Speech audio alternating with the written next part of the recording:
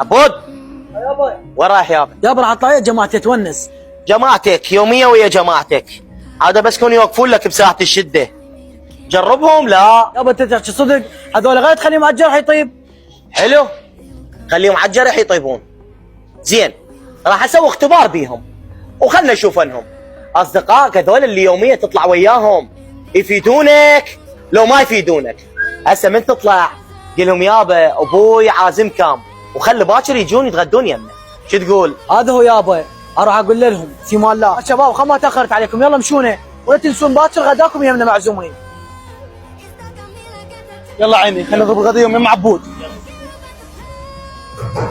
عبود هلا بالشباب، تفضلوا يلا.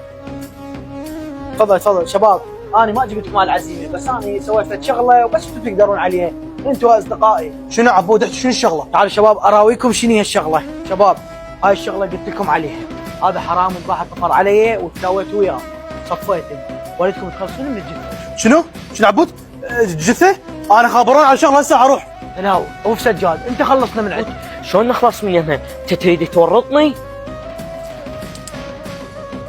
ها يابا طفراو، هذول اصدقائك اللي تقول عليهم تحطهم على الجرح ويطيب. خلنا اوريك الصديق الحقيقي اللي انت لازم تعاشر مثله. يابا هذول صدق دا يحجون، تدري ذول يعتبروا معز اصدقائي. لك يابا الصديق الحقيقي اللي يوقف لك وقت الضيق، اما هذول اصدقاء المصلحه هذول ما يفيدونك. راح اخابر لك على صديق لو الصاحب هيك صاحب لو تظل بدون صاحب.